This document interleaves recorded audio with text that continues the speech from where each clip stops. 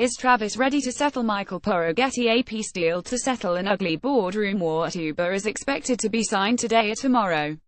If all goes well, and this is a big if still since, well, Uber, it should clear the way for a multi-billion-dollar tender offer by SoftBank and other investors that would allow employees to sell up to half their stock in the car-hailing giant. Bloomberg first reported on the wide-ranging agreement that was struck this weekend to bring an end to the acrimony between former CEO and Uber co-founder Travis Kalanick and its major investor Benchmark. Sources confirmed that the two sides had each agreed to give up some leverage to come to terms, after continued infighting over the last few weeks had delayed an effort to move forward with new governance reforms.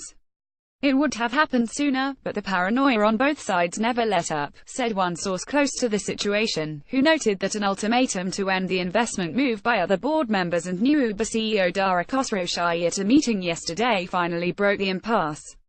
It took entirely too long, but we have an agreement. Under the deal, which has not yet been signed, Kalanick will maintain his own seat on the board and also the right to appoint 2 other seats.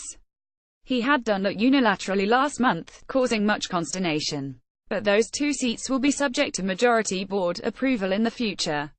For its part, Benchmark has agreed to suspend its lawsuit against Kalanick and will drop it entirely once the SoftBank investment is completed. Still, the situation will remain dicey until then, because now the tender offer, which will initially value the company at $40 billion to $50 billion, must be successful. Under terms of the deal agreed on, those eligible employees with stock options are capped at selling half their holdings and those with restricted stock units cannot sell in this round. Other shareholders can sell as much as they want, although many big investors might not want to do so. It will be interesting to see if Kalanick and Benchmark sell any shares at all.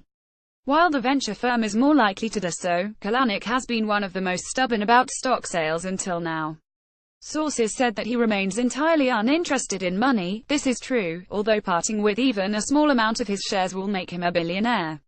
Other Uber early employees would become millionaires many times over if they sell to San Francisco real estate sales. People will have Christmas in, December, I guess. But if not enough shares are tendered in a deal that could total $9 billion, that could be a big problem. Japan's SoftBank and its partners, including Dragoneer Investment Group and General Atlantic, are seeking more than 15% of the overall shares and will have to up the price if enough sellers do not emerge.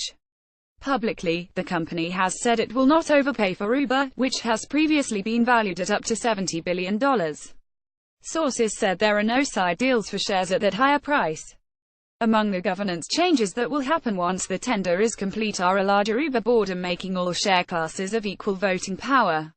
The notion of a peace deal at the notoriously troubled company is a nice one to contemplate.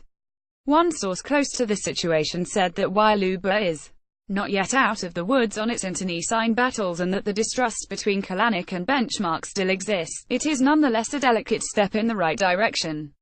Trust but verify, joked that source, using a Russian proverb that was widely used back in the Reagan era. Okay, maybe not trust.